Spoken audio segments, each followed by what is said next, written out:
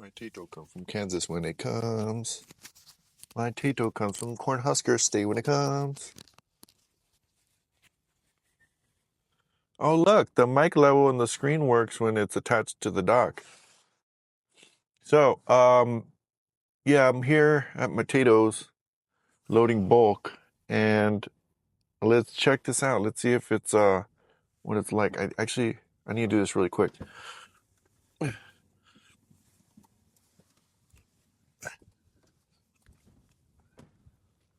See what kind of wind situation we got going on. But they're bulk loading potatoes, and yeah, so it's still there. I gotta climb up there and see what's up. So let's see it. I put a little rubber grommet down here on the bottom, so it looks good. Wiggling it this way, wiggling it up and down. We're good. We're golden. I gotta get back in the truck because they call it.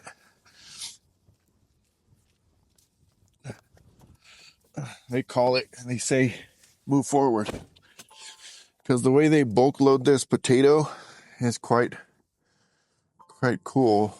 Is they just put a big old dolly trot thing. They put a giant, like, what's it called? Not a carousel. A giant, like, loader.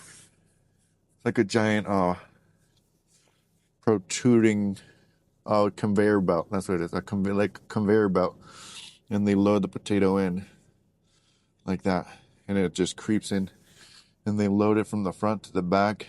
And they load it with 47, 48,000 pounds, I think. And it's pretty interesting, but yeah. Let's check out the wind. So what I also wanted to do is check out the wind gust. Wind gust location. And I'm in Alliance. I come up on the screen, Alliance, 53 degrees, above average, daily. So, wind west-northwest are the winds. So, let's see if I can turn up the brightness on this. Yeah, 21 mile per hour winds. So it is, I'm not even sure what it's rated for. If it's rated for higher winds, but 40 miles. I know there was a couple of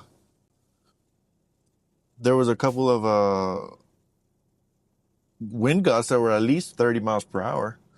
And that bad boy sucker, that bad mother sucker, what trucker is staying on there. So I think I did a good job about putting it on there. It is a little kind of like this on the truck, and it kind of looks awkward, but running it to the back of the sleeper berth and the sleeper berth to have it between the truck and the trailer is, it was just going to be more work to run the wire, rerun the wire, and place it back there. So I just left it where it is.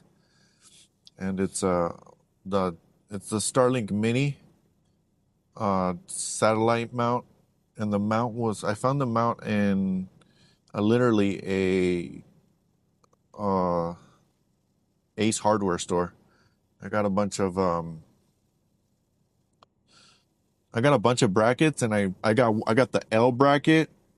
Let's see, where's my hand? I got the L bracket, I got a straight bracket, and the straight bracket is the one that worked out for me.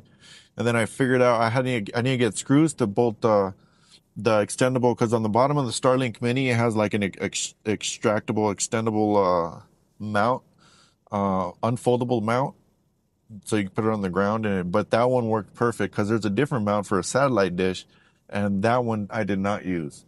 So I just put the standard mount on there, and it works just fine. Because and the screws were like, actually, I bought a mount for a CB radio. Here's the funny part. The CB radio mount that I purchased, I didn't even use. Like, I just used the bolts literally for the mount. I should actually show you guys, but it's like any CB mount that you can They have several, like a couple of versions at the truck stop, but you can get them at any truck stop. Since they're loading me, I want to put on duty and loading, right? And then go off duty as far as my logbook goes. But yeah, that CB mount was pretty. Yep. Yeah, he's going. I'm gonna go forward. How far? I don't know.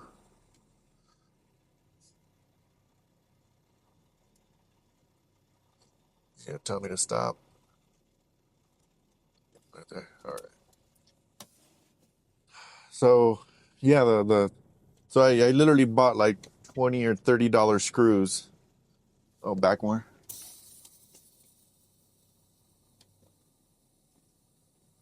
Good. All right. So yeah, so getting the Starlink Mini is worth it. I mean, it's been working for me so far. No problemo. Costing me $165 per month, and it rounds out to be about like $2,000 a year. And it's worth it because whenever I'm like in a dead zone, I am like consistently connected to a satellite somehow, somewhere that's flying, zipping up above us. And yeah, so Starlink Mini, worth it? Sure. Depends where you mount it. So far, so good. Have it hasn't gotten ripped off. So to be told. Continue on another story. But thanks for watching. This is that's enough said, huh? Keep on trucking. Hope you guys have a good one. And let's see who's paying attention to this non-domiciled CDL thing in California versus the federal government versus the NAPTA, National Association for Punjabi Truckers, NAPTA.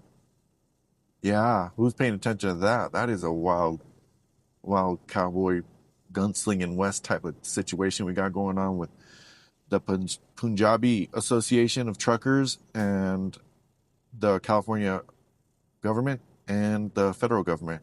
The showdown. So right now, as I speak and as I upload this, they should not be operating. There's no extension. Their non-domiciled CDLs should be expired, should be shut down, and they should be going about getting their new work authorization. But as soon as they get their work authorization, there have been illegals. This is what another channel pointed out. That made the most sense. I'm like, that made the most like like a light bulb off in here. Like, wait, what makes you stop and question the situation?